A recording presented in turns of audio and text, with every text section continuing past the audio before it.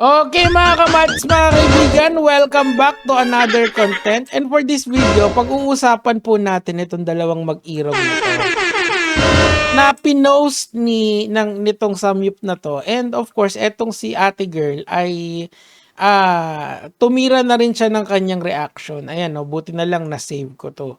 Kasi mukhang magfa-file sila ng cyber libel complaint. And mamaya, pagtatalakayan natin to.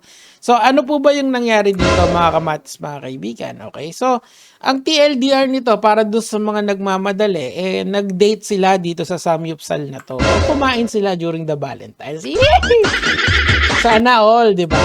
So, ang nangyari, nung kumain sila dito dito sa samyupsal na to, unlimited to for 299 pieces only. Mura. Di ba? Tapos, ang sabi ni ate girl, according to her post dito, hindi daw maganda yung customer service. Of course, it's 299, open space yan. Hindi naman yan isang fine dining restaurant. Oh! Sa wakas, nagamit na natin yung salitang yon nang hindi in a context of a meme. Pwede. We used it in a sentence. So what happened here is that since hindi naman to fine dining at hindi ganun kaganda yung customer service, nagkaroon sila ng back and forth. Kumbaga nagkaroon ng mini altercation na hindi naman nagpang-abot. Okay? Kumbaga nagrereklamo lang si ate girl. To a point na since pangit yung customer service, sinabi ni ate girl sa kanyang post dito na hindi niya daw binayaran yung $299. And dito nagsisimula yung storya natin for today's video at dito natin ididetalye lahat ng sides ng storya. Okay? And mamaya ibibigay ko sa inyo yung take. So, ang unahin natin muna ay yung sa samyup. Okay? Kasi na-record ko na yung My Day. Okay, tingnan natin. Okay mga kamads, mga kaibigan, this is the side of the samyupsal. Okay? A-analyze natin lahat yan to be fair. Okay? Papanoorin natin lahat ng CCTV para kayo ang magde-decide kung sino ba ang mas tama sa kanilang dalawa. Okay? So, dito muna tayo kay Boss Amon na si Aki Samyupsal. Siya yung may-ari. So, pinost niya yung picture kasi nga Winan 2-3 siya. Kaso, pandarito, biglang may nag-PM sa kanya at pinost niya yung private message. Ito muna pala. Kung may kaso pala tong pag-post na to, anong kaso ng mga shoplifter na pinaskill ang mukha sa mga mall and grocery store? Kasi, look, pag may ginawang mali sa'yo yung kapwa mo, ang susunod ba na gagawin mo ay gagawa ka rin ng hindi ka aya-aya sa kanila. So, you know, it's not something na dapat nating gawin. There is always a proper venue to air out your grievances. Ano ang dapat ginawa ni Idol dito? Pumunta sa barangay at mag-report. Pero enough said na yun kasi na-post niya na muna di ba? So punta tayo ngayon dito. Ngayon, merong nag-PM dito kay Aki about doon sa mga according dito dun sa babae, babasahin ko. Nakakahiya sila. Oh well, ganyan po talaga ugali niyang babae na yan. Akala mo kung sino pag naglalakad dito sa amin. Hindi po sumigaw ulit pagbaba ng jeep. Tapos sinigaw-sigawan ulit yung staff. Nabigla pa ako at doon din sinigawan niya rin. Kaya sumigaw na rin ako. Inalisan ko po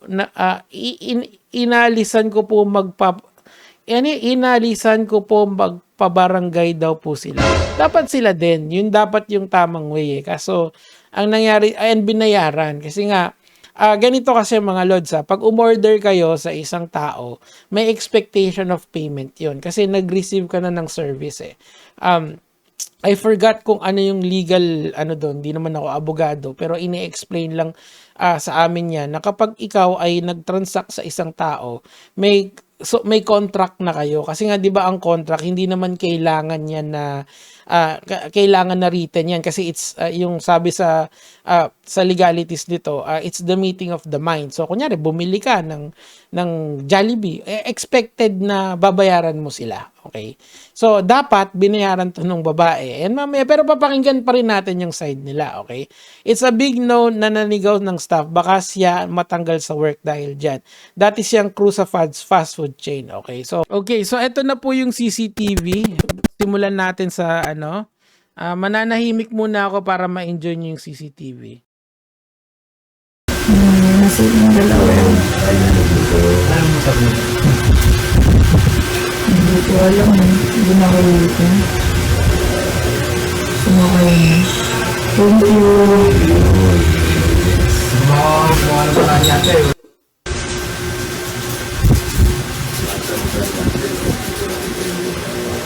Yung cellphone ko po, pwede po ilapit ng sobra eh.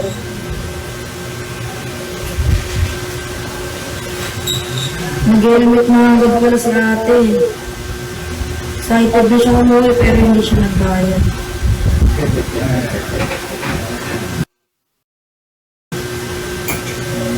Niyakap pa siya ni Kuya. Sweet niya.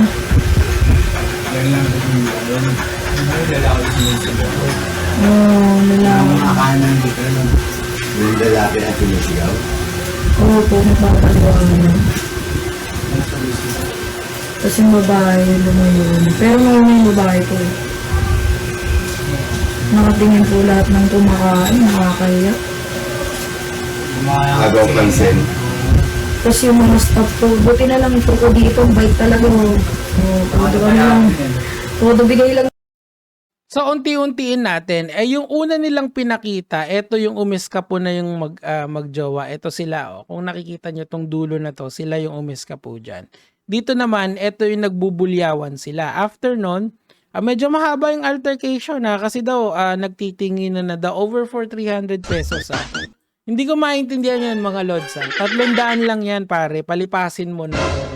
Bayaran mo, tapos umuwi ka na. And then, write a scathing review. Bakit kailangan pang magkaroon ng altercation? I don't understand that, okay? So, banda dito mga kamads, mga kaibigan, medyo wala ng tunog eh. So, sobrang dami po ng tao sa nangyari, kaya hindi po talaga kaya ng manpower magbibilis ang kilos. Talaga na may staff po kami, though talaga may staff kami at mabagal at mabilis, sadyang hindi lang sila naka-duty dahil Valentine's Day, okay? So yun naman pala, underman sila, and you don't expect fine dining experience sa ganitong mga klaseng samyup salamat dyan sa Gedli. Kasi of course, it's a small business, di ba? May mga types of business kasi, yung mga micro, small, medium, and yung malalaki, di ba? Yung SMSE, and mga small, medium, micro, small, medium enterprise, di ba? Hindi ito isang fine dining restaurant na expectin mo talaga na quality yung service, sobrang quality yung service, di ba? I'm not saying na excuse yon sa pag hindi pagbibigay ng service, kaso nga lang, kung mas konti yung crew, mas madami yung tao, that's understandable. And sabi nga pinost nung ni Idol Aki na sabi niya ganon, dating crew ka ng isang McDo, ng isang McDo talaga. Parang gusto ko kasi ng McDo mga lods McDo baka naman. Hindi, joke lang. Hindi, isang crew ng fast food, alam mo na yon, di ba? Now, pumunta naman tayo dito sa part na to kasi hindi pa siya tapos talaga eh.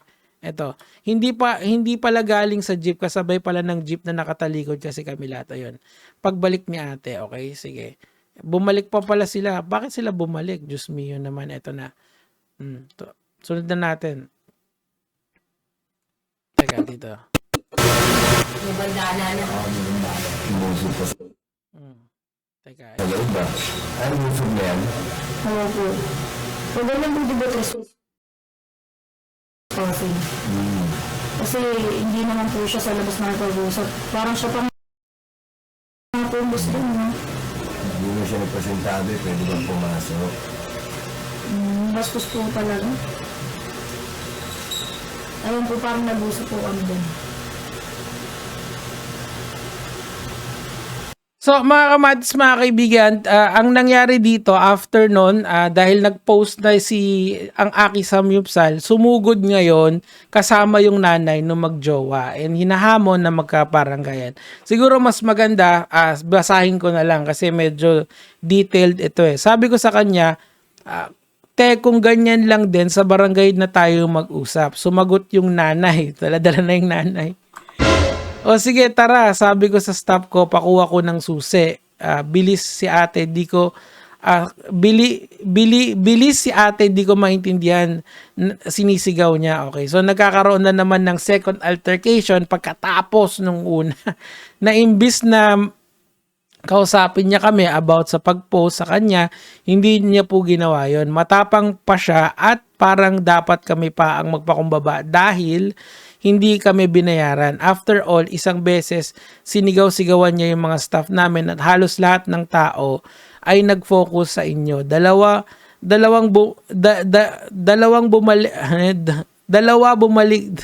Pangalawa yata ito, bumalik kayo para hindi magbayad, para gumawa ulit ng iskandalo. Hindi nyo,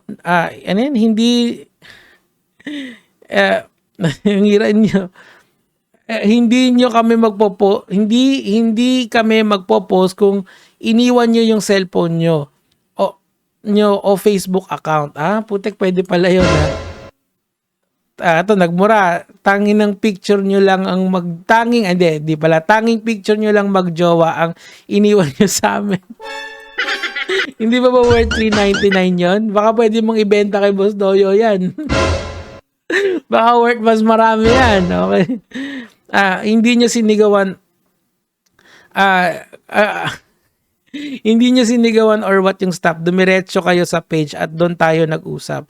Hindi yung aalis kayo, sasabihin yung hindi namin yan babayaran kaya sumagot yung top. Sige po, wag nyo nang bayaran, sabay alis. Nakangiti. So, meron palang ganong altercation. Pero, sana lang wag maging precedence no, na hindi porke maganda yung service, hindi na kayo magbabayad, okay? Pwede nyo naman kasing ilagay yun sa tamang forum. Paano yun? Magsulat kayo ng review. After all, hindi naman mahal yung $3.99. Let's be honest here, dalawa pa kayo. Kahit nasabihin yung minimum wage earner kayo, sa dalawang minimum wage, kayang-kaya yan ng dalawang taong magbabayad. $150 each, di ba? Hindi ko maintindihan mga Lodi Bells. Anyway, ito yung side ng Aki Samyupsal. Now, dumako naman tayo dun sa side ng magjowa, okay? So, ito po yung post ng jowa, ng babae. Kaso, medyo, nahihirapan akong basahin. So, ang ginawa ko, pinasummarize ko sa ChatGPT. Actually, pinatranslate ko muna sa English para mas madali siyang basahin, okay? Saan na ba si ChatGPT? Ito, yan. So, ang TLDR nito, according to them, ay magsasampa yata sila ng kaso. I'm not sure kung active pa yung babae, pero buti na lang, maganda yung RAM ko. Ayun, hindi na siya active. Mabuhay ang RAM ni Nico David. Anyway, don't you worry. Nung kanina kasi, may ginagawa lang ako Tapos nagdota ako saglit, tapos babalik tayo dito sa kwento. Okay, so, eto na yung storya. Iti-TLDR ko na lang sa inyo since may summary na. Eto sabi niya, we dine at a restaurant. The service was extremely slow. Our orders were incomplete and the utensils were dirty, which frustrated us. Okay, palakpakan si ChatGPT. Ay, nako. Siguro, yung AI kasi magaling mag-analyze yan ng mga words. Sinasabi siguro nito, si Nico David, puro chismis na lang yung sinasama rin na. After waiting too long, our second round of meat, we decided without paying as we felt we didn't pay for, we paid for it. Okay? Later, the restaurant posted our photos on social media to shame us, even though we never agreed to be humiliated in publicly. Kaso nagpa-picture kayo sa kanila diba? And it's understood na pwede nilang gamitin yun. Nagpa-picture nga kayo doon sa restaurant, pumosing-posing pa, diba? Kaso may point naman sila, pero hindi naman talaga kayo nagbayad. Totoo naman yun, okay? But then again, bakit kasi hindi kayo nagbayad? Ito kasi yung hindi ko maatim dyan. Mamaya, when I returned to address the issue, the owner accused me of shaming them without listening to my side. Well, nakinig na sila Nakita nga nila sa CCTV na shiname mo din yung customer service. Nagsisigawan kayo. This is a clear case of cyber libel and privacy violation. I don't think so. Kasi nagpa-picture naman kayo sa kanila and nasa isang public area kayo 'Di ba? Yung restaurant nasa open area 'yon. There was no expectation of privacy in my opinion. But is there a case for cyber libel? Pwede. Kung gusto nyo magbayad ng libo-libo, okay lang. Acceptance fee pa lang ng abogado, sigurado, hindi 300. Appearance fee pa lang, hindi pwede. Ang gagawin nila dyan, lalapit sila sa PAO. Kasi nga, sasabihin nila, indigent sila. Kaya ganon. Pero, my point here is that, even though this is my point here is that this could all be maiwasan, pwedeng maiwasan to eh. Ano lang, makinig lang kayo both sides and then bayaran nyo yung dapat nyong bayaran.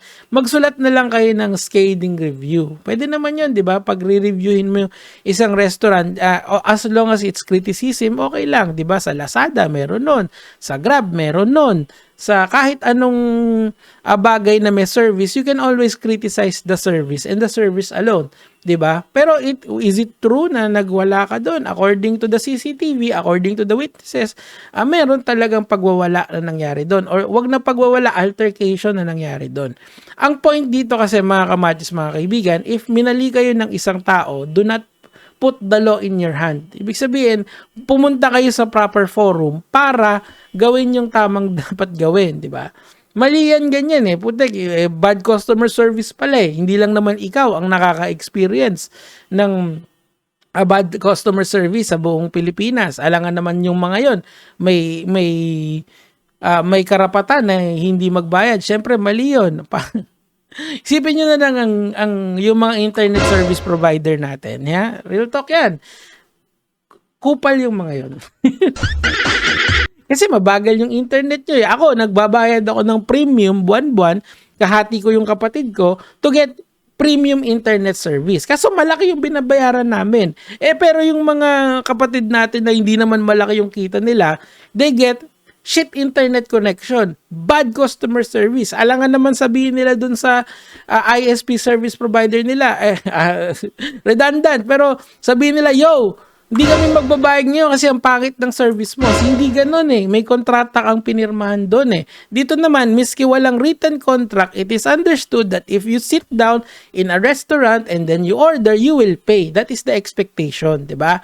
Now, of course, sabi ko nga sa inyo, a contract is meeting of the minds yun, di ba? Nag-agree ka eh, na kakain ka doon, therefore magbabayad ka. Di ba? Next time, kung gusto mo ng quality customer service, maybe you should dine in a fine dining restaurant. Anyway, mga kamads, mga kaibigan, sundan natin tong storya na to, papainit na ng papainit. Tignan natin kung saan siya pupunta. Gege po, mga lods.